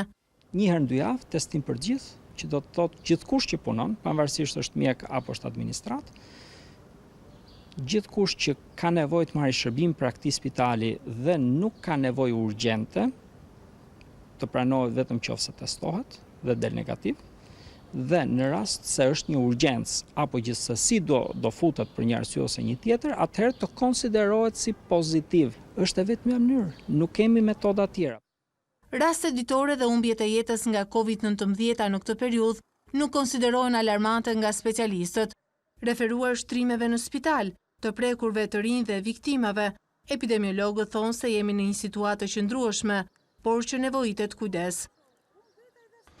Ministria e Shëndetësisë ka vënë në dispozicion të situatës edhe 90.000 teste për identifikimin e rasteve me Covid. Gjatë takimit me kreun e shtetit Ilir Meta, Ministri e Manastir Liu ka vënë në dieni kreun e shtetit për strategjinë dhe masat e marra në këtë periudhë. Nga ana e tij, presidenti theksoi rëndësinë e rritjes së buxhetit në shëndetësi. Shtohen aparatura dhe testet për identifikimin e COVID-19-s. Me përhapjen e infeksionit dhe rritjen e rasteve pozitive, Ministria e Shëndetësisë shton kapacitetet laboratorike për zbulimin e koronavirusit. 90.000 teste janë të disponueshme në Institutin e Shëndetit Publik dhe do të vijojë edhe në vazhdim fuqizimi i kapaciteteve laboratorike, qoftë nëpërmjet shtimit të numrit të testeve, të kiteve për atë laboratorit dhe gjithashtu edhe fuqizimit me aparatura të reja për ta fuqizuar këtë laborator për të përballuar pra ato çfarë mund vi nesër. Ministria e Shëndetësisë Ogerta Manasiliu deklaroi se krahas Institutit të Shëndetit Publik, testimet molekulare do të kryen edhe në QSUT. Kemi një plan, kemi një strategji për forcimin e laboratorit i SHP-s, por edhe për fuqizimin e laboratorit të QSUT-s dhe gjithashtu kemi dhe një plan më afatgjatë në raport me testimin edhe në raport me gjurmimin dhe hetimin epidemiologjik. Ministria e Shëndetësisë zhvilloi një takim me presidentin e Republikës Ilir Meta me kërkesën e këtij të fundit, ku e informoi për strategjinë anti-Covid dhe nevojën për bashkëpunimin e qytetarëve, ndërsa kreu i shtetit vlerësoi punën e mjekëve dhe infermierëve veçanërisht në këtë periudhë dhe theksoi rëndësinë për rritjen e buxhetit në shëndetësi. Presidenti Meta kërkoi ndërgjegjësimin e qytetarëve për të respektuar të gjitha masat që rekomandohen nga specialistët. Kreu i Partisë Demokratike Lulzim Basha zhvilloi një takim me mjek dhe specialistë të Departamentit të Shëndetësisë në Partinë Demokratike mbi situatën e Covid-19 në vendin tonë. Kryeopozitari akuzoi qeverinë se është dorëzuar dhe nuk po merr asnjë masë parandaluese duke rrezikuar jetën e qytetarëve. Basha tha se sot është jetik testimi horizontal i personelit dhe pacientëve për të gjurmuar dhe izoluar të infektuarit. Sipas tij, dështimi i qeverisë reflektohet me numrin në rritje të prekurve dhe spitaleve që janë kthyer në vatra infeksioni.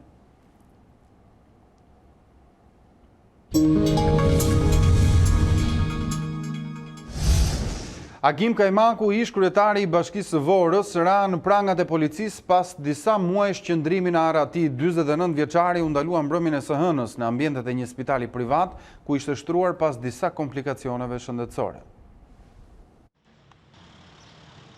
Agim Kajmaku, ish kreu i Bashkisë së Vorrës, i shpallur në kërkim që prej nëntorit të vitit 2019, u arrestua nga policia.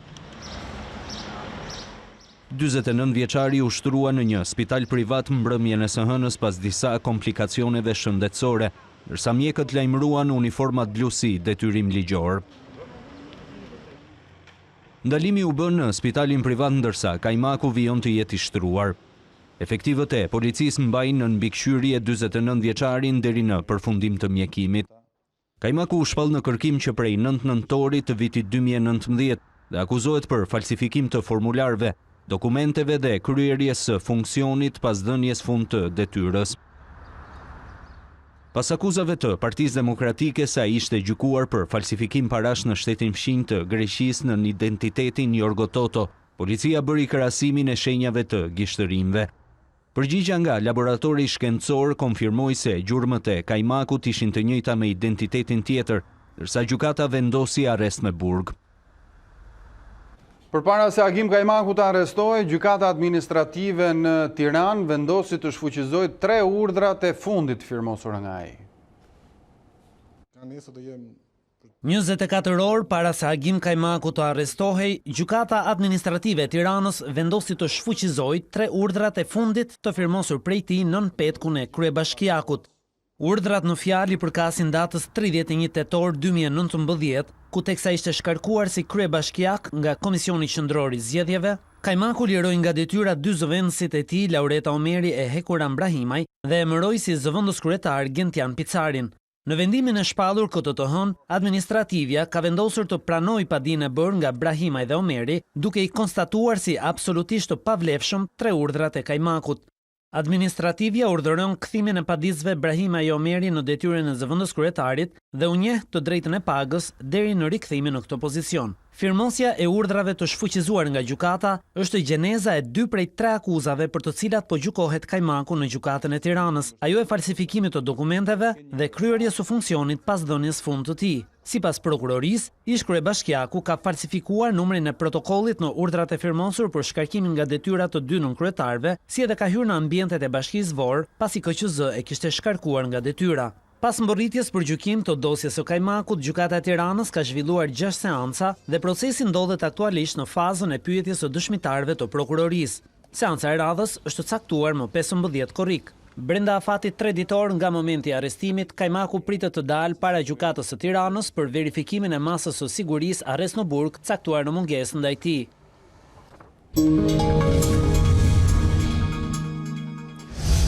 Në rishikimin që qeveria i bëri buxhetit të këtij viti për të amortizuar goditjet që Covid-19 dha në ekonomi, shëndetësia nuk ishte ndër sektorët që mori pjesën më të madhe të fondeve. Por sa fonde janë akorduar për këtë sektor?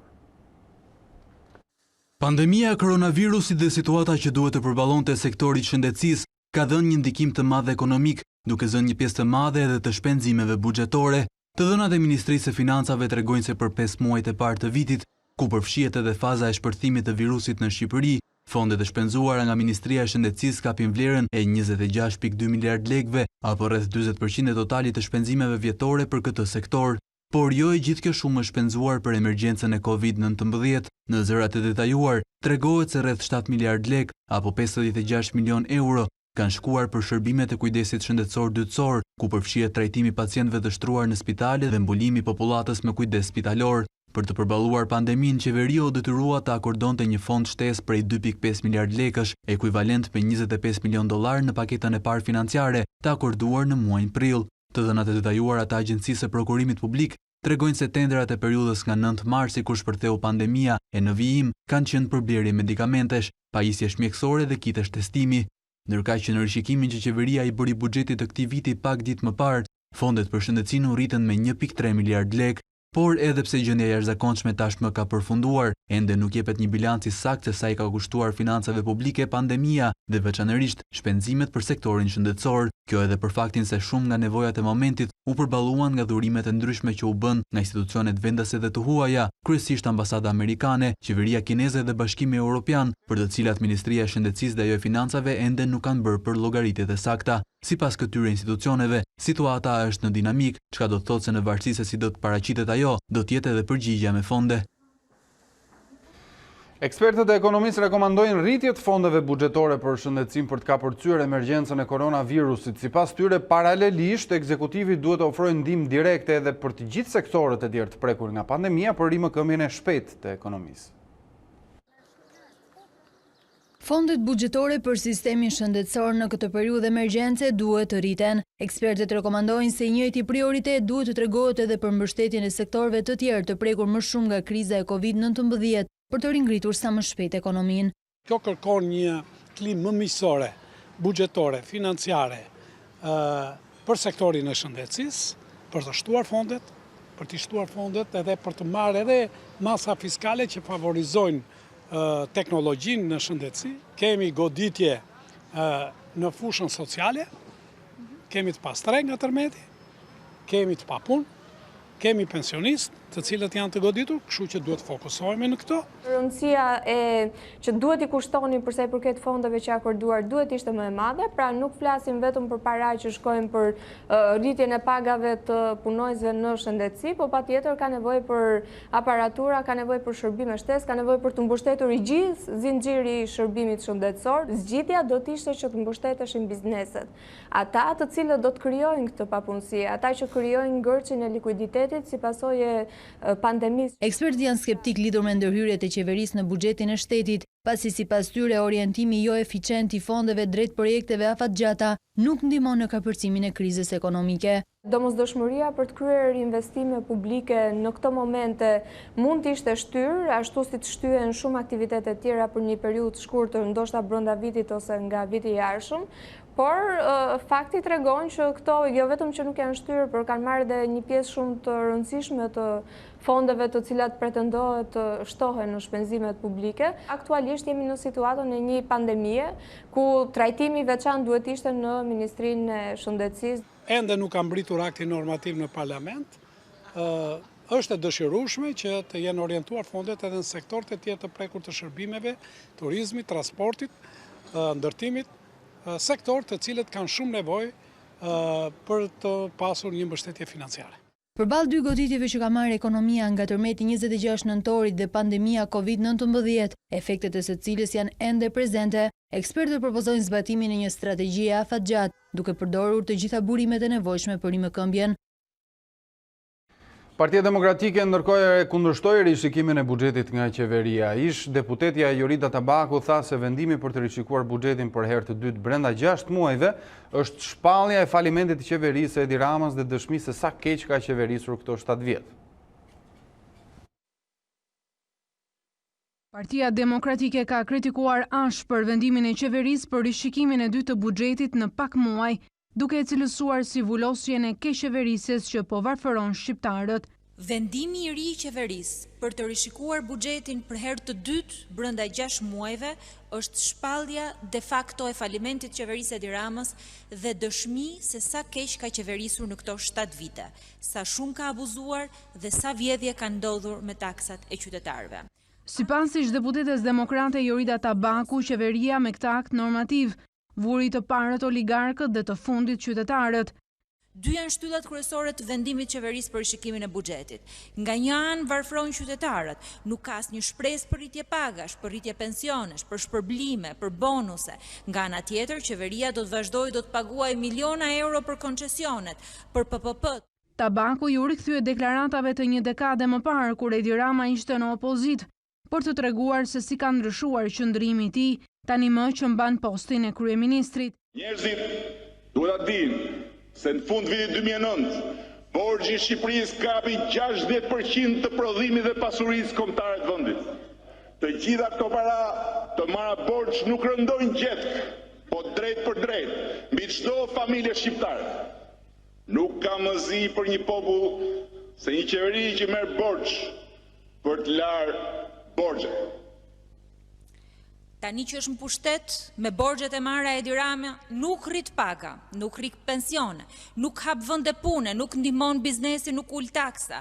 Me borxhet e marra i ka bërë 500 milion euro vetëm ngjyra e bojra fasadash, në qytetet që sot përmbyten e në qytetet që sot janë zbrazur. Sipas Partisë Demokratike, borxhi publik nuk është 80% e prodhimit të brendshëm bruto, siç pretendon qeveria, por 93% nëse përfshihet në llogari edhe ai që konsiderohet si borxhi i fshehur i kontratave koncesionare. Pandemia me koronavirusin ka penguar hapjen e garës për ndërtimin e zonës së kombinatit, por sot kryeministri Edi Rama zbuloi projektin e ri post-tërmet. Shefi i qeverisë nuk ka lënë pashigjetuar edhe demokratët, të cilët sipas tij hedhin dyshime për projektet 3D që do të mbeten vetëm në letër. E di që durimi është një mall që shumë i vështirë për të gjetur në dheun tonë. Me 10 familje në zonën e kombinatit duhet ende të presin. Covid ka paralizuar hapjen e garës për projektin e rindërtimit pas tërmetit të 26 nëntorit. Megjithatë, kryeministri Edi Rama ka paraqitur të martë projektin 3D kombinart, duke ju përgjigjur edhe demokratëve me fytyrën e re që do të ketë kombinati. Jo thjesht një kombinat për banorët e vet, por një kombinat që është destinacion edhe për jetën e natës, që është destinacion edhe për shumë aktivitete tjera, që është destinacion dhe për turistët.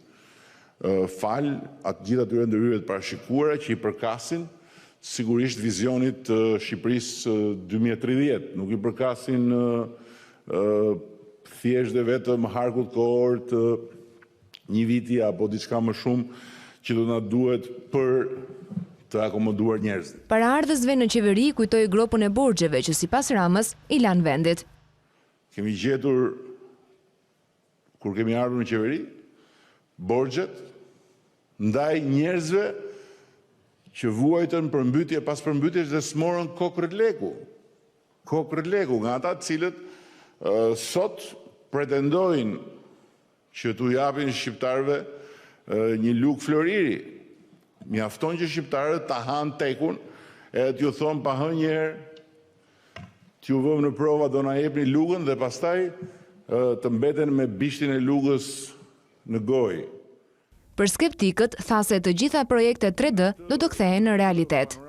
Këtë e kam posaçërisht për shumë miq në faqen time në Facebook që zëre se po i lexoj tani që me këto 3D na merrin qafë, me këto 3D por e vërteta është që të gjitha 3D që ne ekspozojmë janë pjesë e projekteve. Lagja e re e kombinatit do të ketë pas rindërtimit edhe 4 institucione të reja arsimore, 9 pika sociale e kulturore, si dhe 5 sheshe publike me shërbime të reja. Mirë, do të shkojmë sërish ashtu si një hapësirë të mëparshme informative në kryesinë e kuvendit ku po zhvillohet takimi midis kreut të qeverisë zotit Edi Rama dhe përfaqësuesve të opozitës në parlament, siç e shihni kam sërish Elona Gjylmin, kolegen ton në komunikim të drejtë për drejtë. Atëherë Elona, ka përfunduar takimi, çfarë të rejash kemi? Ka përfunduar Erlind dhe zonja Ditari do të jetë para që do të prononcohet para medias për të parë dhe për të na njoftuar nëse ka arritur një dakordsi opozita parlamentare me kryeministrin Rama. Ky i fundit gjatë ditës së sotme ka pasur një agjendë të ngjeshur takimesh që prej orës 1 të pasdites deri para se të mbrinte në takimin e sotëm ka pasur takime me rajonet e Partisë Socialiste, me deputetët e rajoneve dhe me disa prej tyre ka ngritur pikërisht shqetësimin për për punën, për sistemin dhe votat e opozitës. Ka bërë një analizë të thellë për përgatitjet zgjedhore, pasi kujtojmë që kemi hyrë në një vit elektoral, për përgatitjet që duhet të kenë deputetët në përqarqe dhe të mos kenë si justifikim pandemin për sa i përket daljes së tyre në terren, të mos jetë pikërisht koronavirusi justifikimi se pse nuk po zhvillojnë takime në terren me bazën, ndërsa për sa i përket sistemit dhe kërkesave të opozitës, sipas kryeministrit Rama nuk beson personalisht tek listat e hapura, një gjë që i ka shprehur edhe në seancën e fundit plenare, por gjithçka do të varet nga diskutimi në parlament, ashtu siç do të varet dhe mundësia nëse do të kemi koalicione parazgjedhore apo jo. Zonja Hajdari, nëse mundeni pak më para kamerave. Çfarë prodhoi ky takim I sotëm? I bëm kërkesën zotit Rama për listat që kemi kërkuar që të hapen në zgjedhjet e ardhshme të vitit 2021. Nuk tërhiqemi nga kjo kërkesë, vazhdojmë ta bëjmë këtë kërkesë dhe t'ja bëjmë të qartë zotit Rama që opozita parlamentare e ka marrë përsipër këtë betejë dhe do ta çojë deri në fund dhe nuk ka absolutisht asnjë lloj tërheqje qoftë nëse kemi presion nga opozita e jashtëparlamentare apo edhe nga të huaj, ne do vazhdojmë që të mos tërhiqemi nga kjo kërkesë, sepse mendojmë fort që listat e hapura janë të dobishme për të patur një garë të drejt për drejt në zgjedhjet e ardhshme, një garë e cila do të çojë në parlament ata njerëz që e meritojnë dhe mos të mbetemi pra peng e tre politikanëve që vazhdojnë të bëjnë marrëveshje të tilla të cilat nuk I shërbejnë fare qytetarëve shqiptar. Dhe kjo kërkesë në fakt vjen në mënyrë një kohë shumë të vështirë, kuptohet, por që është e nevojshme që ne mos të mbetemi pra në vend numëro dhe të kemi zgjedhje me standarde, me cilësi dhe me një demokraci më funksionale dhe duhet padyshim që ta bëjmë këtë realitet sepse listat e hapura mbështeten nga 75% të qytetarëve shqiptar dhe shikojmë që duhet patjetër ta realizojmë. Nëse Edi Rama zgjedh të shkoj me opozitën jashtëparlamentare, ai po I kthen kurrizin shqiptarëve dhe atyre njerëzve që duan lista të hapura. Nëse Edi Rama do ulet dhe do e marrë këtë kërkesë seriozisht dhe do do ndjeki rrugën institucionale për të hapur listat, atëherë I ka bërë nder Shqipërisë, I ka bërë nder këtij vendi duke hapur, pra duke I dhënë mundësi qytetarëve në takimin e sotëm. E mori seriozisht zonja Ardari? Mos të shkojnë në atë parlament. E mori seriozisht në takimin e sotëm? Partive që kanë monopolin e çdo partie sot. Ministri Rama erdhi me propozime konkrete, si interpretoi thirrjen tuaj? Ne kërkesat tona ashtu siç I kemi kërkuar dhe radhët e tjera dhe kuptohet që ka një presion të jashtëzakonshëm sepse marrëveshja që është bërë midis partive në atë rrezë padyshim ishte një marrëveshje që I shërbeu integrimit të Shqipërisë dhe I shërbeu faktit që riktheu në sistem PD-n dhe LSI-n. Por nuk është një marrëveshje e plot, nuk është një marrëveshje që e keni parë mirë, që të mbështetet nga publiku I gjerë. Duhet patjetër që ne të kemi mbështetjen edhe të qytetarëve. Dhe sot ne kemi edhe kontrollin e parlamentit, sepse Edi Rama nuk I ka votat për atë marrëveshje. Ju duhet e kuptoni që ne nuk të rriqemi nga ajo marrëveshje, nuk të rriqemi nga kërkesa jonë dhe padyshim që do ta kushtozojmë.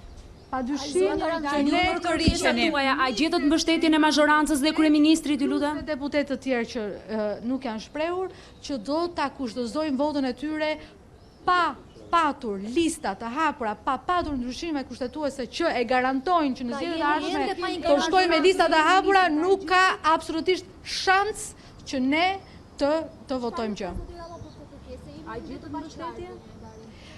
Zoti Rama mund flasi vetë dhe besoj që ai mund të jetë në gjendje të flasë dhe të tregojë se çfarë ndodhi. Nuk u vendos gjë, por u bë e qartë se çfarë do ndodhi në vijim, që ne do vazhdojmë që të këmbgulim me kërkesat tona dhe e bëjmë të qartë para publikut shqiptar që ne kemi marrë përsipër këtë betejë dhe do luftojmë deri në fund, do t'i imponojmë majorancës sepse ata nuk I kanë votat për të votuar. Ju e shikoni shumë mirë që e gjithë opozita parlamentare, sa I përket të reformës zgjedhore, sa I përket kësaj betejë kaq të fortë që e kemi marrë përsipër, ne jemi unison dhe nuk lëshojmë absolutisht asnjë centimetër. Ka të sigurt që kryeministri nuk i ka votat, nuk i druhen një rrjedhje të kolegëve tuaj?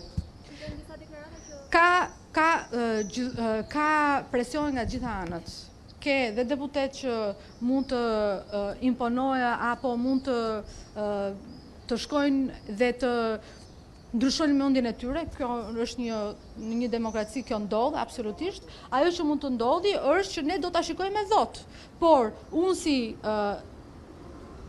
deputete në atë kuvend, bashkë me kolegët e mi, kemi qenë shumë të qartë për kërkesat tona. E shikoj shumë të vështirë që këta individ që kanë ardhur në këtë parlament, të cilët janë baltosur, i kanë bërë presionet nga më të ndryshme, i kanë quajtur tradhtar, të votojnë pastaj për dikë tjetër, pra në presionin e dikujt tjetër, besoj se është e vështirë. Reforma zgjedhore duhet të jetë patjetër të japi mundësi të gjithëve që të garojnë në zgjedhjet e ardhshme.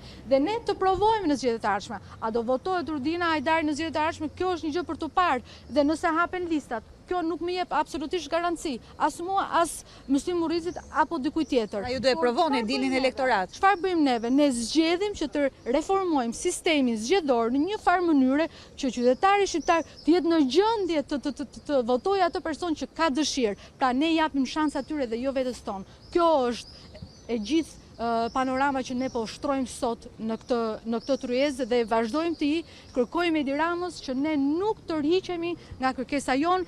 E kuptoj që mund ta ketë vështirë, por ne nuk tërhiqemi fare nga kjo kërkesë, sepse status quo-ja për ta është shumë mirë. Duke qenë se keni takime tjera zonja Hajdari? Por ne nuk tërhiqemi dhe duke qenë se nuk tërhiqemi, ata janë të detyruar të ulen me ne dhe të flasin pikërisht për kërkesat tona.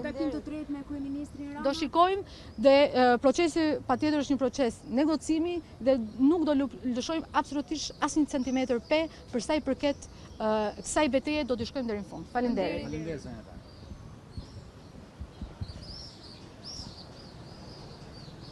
Ishte deklarata e zonjës Rudina Hajdari kjo, ndalje dhe në përfundim të takimit, por kam ende në komunikim Elona Gjylmin, e cila po ndjek prej orësh këtë takim, i cili ka përfunduar pa një produkt konkret, apo jo, megjithatë qëndrimi mbetet i njëjtit paktën nga zonja Hajdari dhe ata që e përkrajnë si pjesë e grupit parlamentar, apo jo, Elona?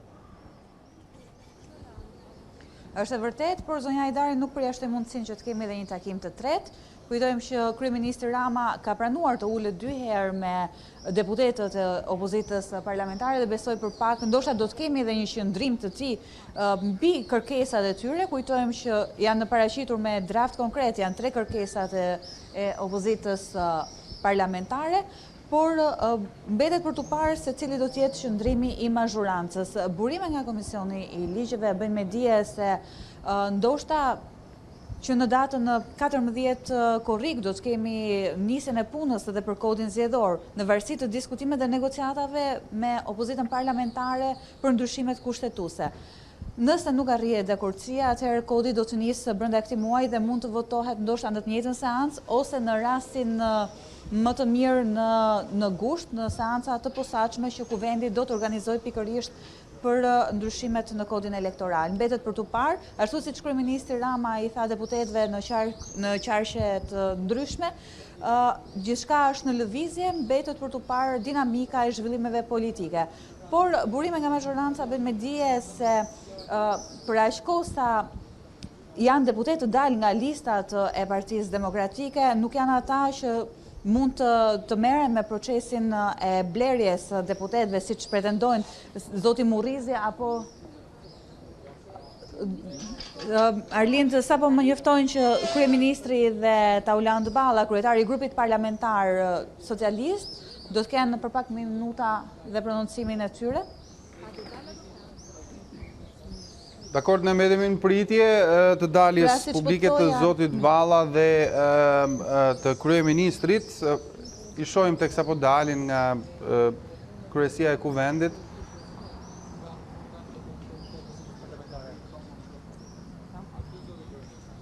Zoti Rama, e gjetët gjuhën e përbashkët me opozitën? Jo, sepse kemi një konflikt në themel që lidhet me marrëveshjen që kemi bërë me opozitën jashtë parlamentare dhe për mua ajo është një bazë mbi të cilën sigurisht mund të zhvillojmë më tutje procesin dhe mund të shtojmë, por nuk mund të heqim. Që do thotë që ne jemi të gatshëm të konsiderojmë një formulë hapje të listave. Jemi të gatshëm të diskutojmë për ta formalizuar përgjatë procesit të diskutimeve dhe për të arritur në një konsensus trepalësh. Natyrisht që në një konsensus trepalësh askush nuk do të marrë gjithçka që dëshiron. Të gjithë do duhet, të treja palët do duhet të pranojnë diçka që nuk e dëshirojnë, por nga ana tjetër është shumë e rëndësishme që të gjithë kenë zë në proces, të kenë pjesë në proces. Pra këtu jemi, natyrisht që e para kemi nevojë për një majorancë të gjerë në kuvend që është shumë përtej majorancës që ne kemi. E dyta, Partia Socialiste nuk do të angazhohet në procese kapjeje të një vote këtu dhe një vote atje për të bërë një ligj kaq të rëndësishëm themelor për të gjitha partitë politike. Dhe më lejoni ta them që unë nuk kam ndonjë respekt më të madh për ata që janë jashtë sesa për këta që janë brenda. I respektoj të gjithë, por askush nuk ka as monopol dhe as privilegje. Dhe në këtë aspekt dua që t'jap një mesazh shumë qartë për të gjithë. Sot është e vërtet që një shumicë dërmuese qytetarë shqiptar duan të kenë më shumë zë në proces, pra duan të kenë mundësinë jo thjesht të zgjedhin një program, një parti dhe një lider, por edhe të kenë një preferencë për një kandidat apo një kandidat tjetër në një listë apo një listë tjetër. Kjo është më së e qartë dhe ne jemi Partia Socialiste dhe ne e kemi sfidë me vetveten që të jemi pasqyrë kur reflektohen ambicjet dhe kur reflektohen edhe dëshirat e njerëzve. Dhe natyrisht në një proces ku ne jemi të vendosur të ecim kështu siç jemi, pra si një forcë politike e konsoliduar me një program dhe me një leadership të qartë për publikun, për ne ka shumë rëndësi zgjerimi i aleancës me njerëzit. Dhe aleanca me njerëzit mund të zgjerohet duke i përfshirë ata më shumë në vendimmarrje edhe për deputetët. Por marrëveshja është një pengesë e madhe për anën tjetër, për deputetët aktual të opozitës, dhe ata duhet të pajtohen me idenë që këtë pengesë duhet ta kapërcejnë. Nuk mundet dot të rikthehemi marrëveshjes, pavarësisht se unë jam me ta kur thonë që depolitizimi i administrimit do të ishte shumë më mirë se sa mbajtja e partive në administrim apo për më tepër pastaj në numërim. Jam me ta, por është një koncesion apo një lëshim shumë i madh që i kemi bërë Partisë Demokratike. Dhe këtë lëshim besoj që ne duhet ta mbajmë, ndërkohë që për të hapur më tutje dhe për zgjeruar më tutje procesin, miqtë e opozitës parlamentare duhet mirë kuptojnë miqtë e opozitës jo parlamentare. Ata jo parlamentarët, a mund të bëni ju shkronjat e listave të hapura pa diskutuar me Partinë Demokratike së paku, kur keni folur me ta për gjëra edhe më të vogla, se sa Nuk është çështje të vogla të mëdha, kjo është një çështje ekskluzive e Parlamentit Shqiptar.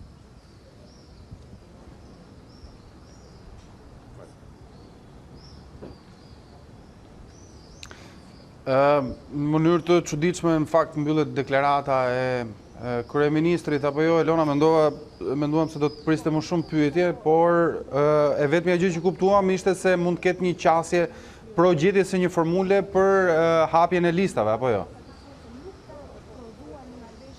Po, është e vërtet, gjithashtu dhe për koalicionet, sa po largua kryeministri. Ka qenë një ditë mjaft intensive për shefin e qeverisë. Siç e tham, ka pasur takime edhe me deputetët e tij, me të cilët ka diskutuar edhe për këtë temë, për kërkesat e opozitës parlamentare. Është një negocim trepalësh, siç e tha ai, dhe gjuha duhet të gjendet tashmë mes dy opozitave.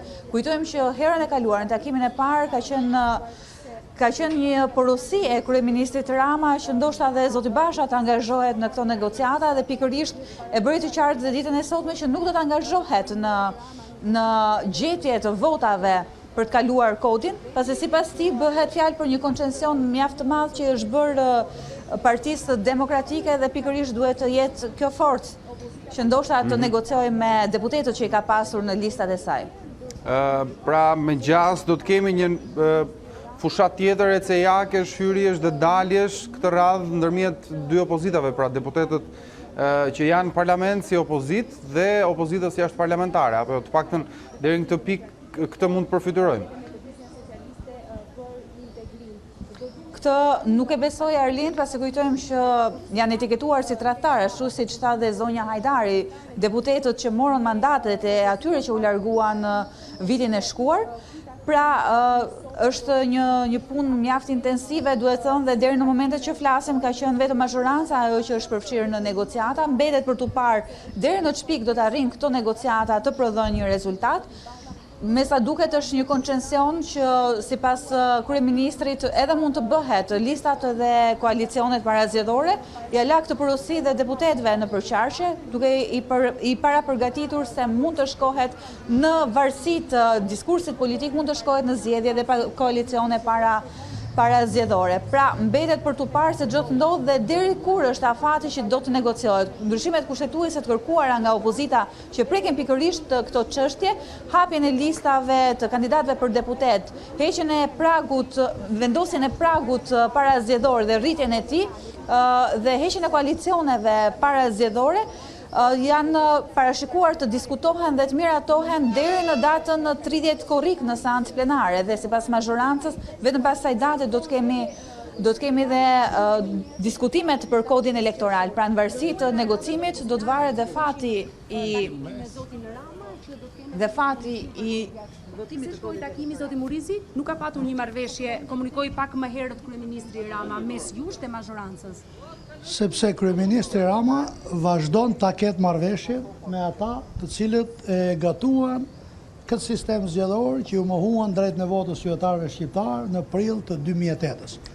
Ne jemi këtu për të deklaruar që nuk votojmë asnjë lloj pazari që të kërkon të ushitet shqiptarëve si marrëveshje në kurriz të sovranitetit votës qytetarëve shqiptarë. Ata kanë hallë pushteti, unë zbashku me kolegët e mi, i kërkuam që shqiptarët kërkojnë që me votën e tyre të zgjedhin përfaqësuesit e tyre.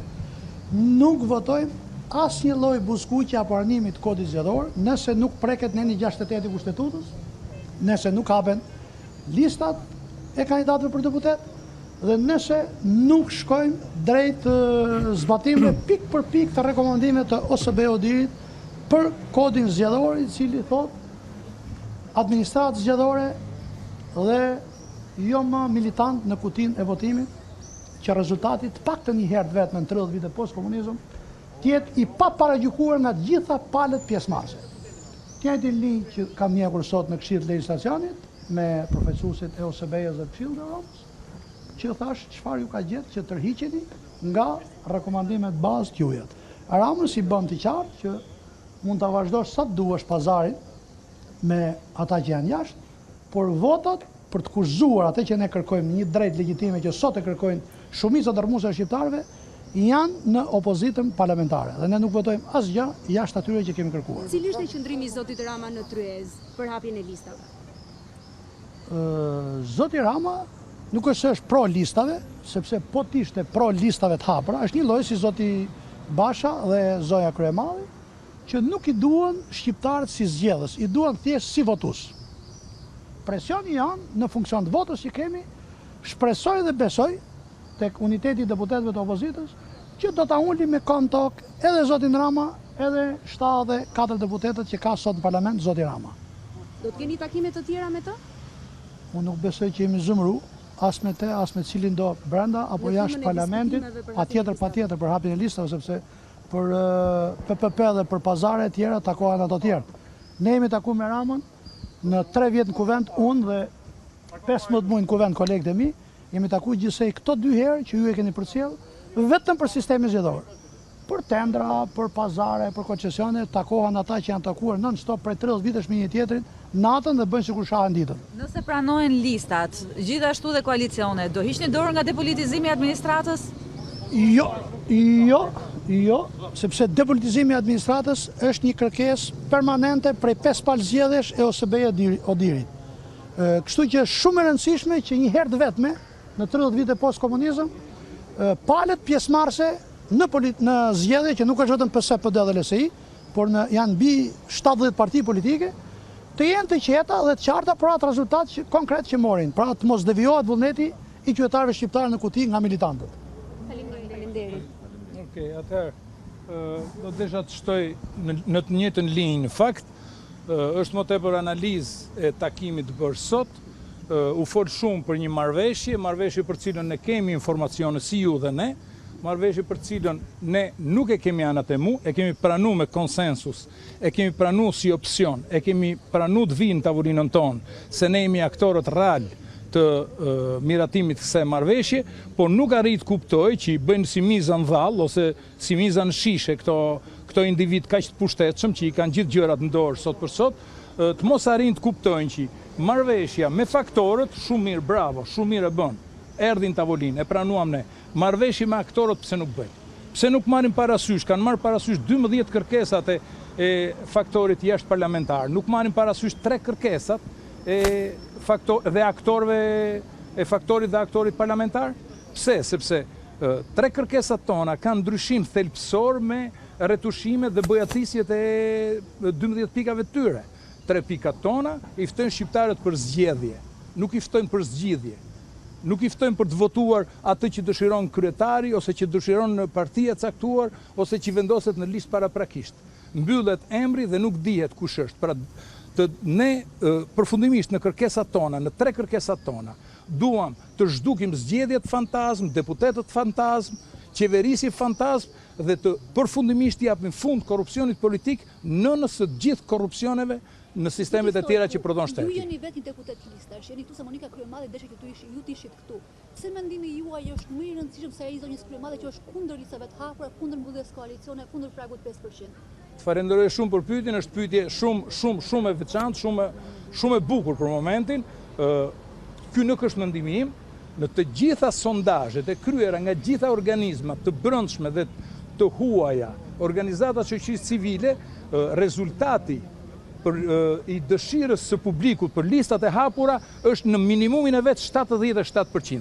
Ndërsa për blerjen e votës, sot e deklaroj, hapni të gjitha manualet që i keni të përshkruara shumë mirë në mënyrë statistikore, shkon mbi 87%. Pra është kërkesë e kohës, është kërkesë e publikut shqiptar, është kërkesë e ardhmes vendit tonë, është kërkesë e fëmijëve tanë, pra e gjithë kombit shqiptar, edhe e diasporës kudo që ata ndodhen. Pra ne nuk jemi më të rëndësishëm, ne jemi në këtë moment, në këtë pozicion dhe duhet bëjmë pikërisht detyrën që na ngarkon publiku, na ngarkon pozicioni që kemi dhe njëkohësisht humaniteti që ne t'jesh e sigurt të gjithë deputetët opozitar, pavarësisht nivelit dhe mënyrës së përfaqësimit ose të prezantimit mediatik, janë të gjithë më human, më të drejtë, më të ndershëm se kushdo tjetër ka qenë përpara nesh në këtë parlament. Faleminderit ju.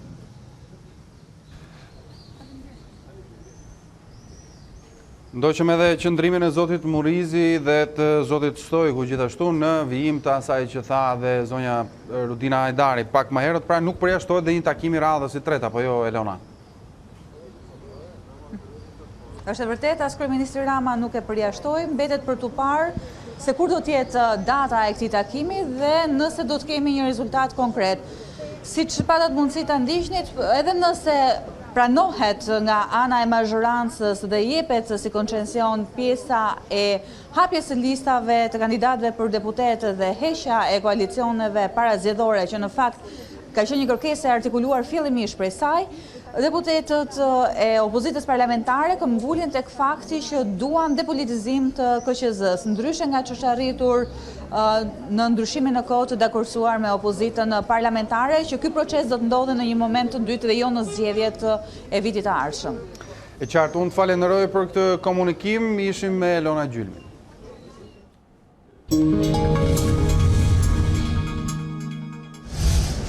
Dy objekte arkeologjike të periudhës së antikitetit janë grabitur nga parku arkeologjik i Apollonis dhe janë gjetur në Durrës. Grabitësi është vënë në pranga pasi është kapur në flagrancë.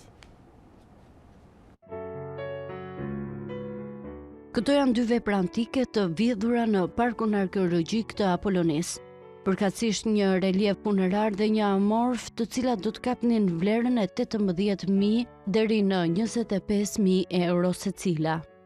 Ato janë gjetur në Durrës pranë zonës Currilave, ku 49 vjeçari që po transportonte veprat do të takojë me dy persona të tjerë që gjenin klientelën për shitjen e veprave të tilla. Sipas uniformave blu, të tre autorët të përfshirë në këtë trafik të palishëm janë vënë në pranga, ndërsa veprat pritet që t'i rikthehen parkut arkeologjik. Kjo zonë prej kohësh vuan nga mungesa e sigurisë. Mjafton që të kujtojmë se 2 muaj më parë kolonat e amfiteatrit u dëmtuan nga autor që ende nuk janë gjetur. Ngjarja u bë publike vetëm pak kohë më parë, ndërsa tani mosohet se ky park është vjedhur.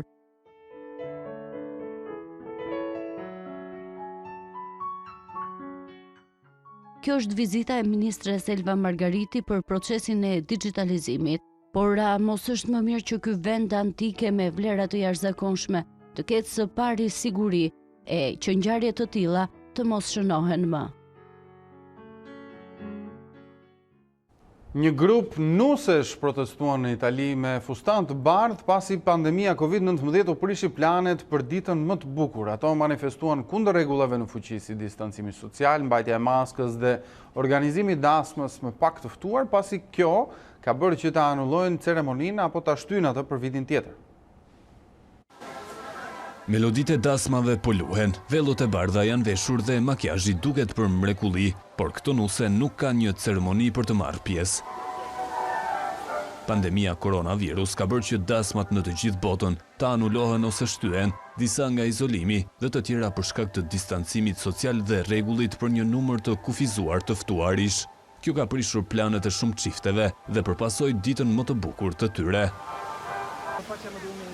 Një grup nusesh të zemëruara nga këto zhvillime mbajtën një protestë të veçantë në Rom të Italisë pranë fontanës Trevi kundër efekteve të pandemisë.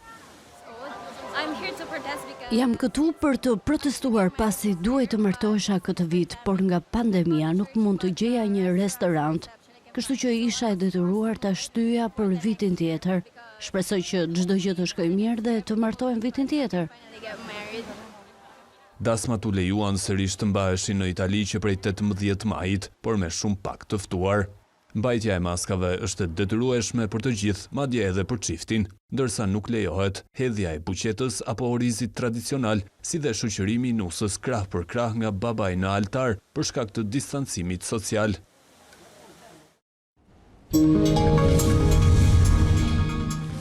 Me këto informacione ne kemi mbritur në fund të kësaj hapësire informative. Përpara se të ndajemi, si gjithnjë kujtoj të klikoni aty.cnn.com, faqen tonë të internetit, aty do të gjeni të përditësuara zhvillimet kryesore nga vendi, rajoni dhe bota. Bashkë na.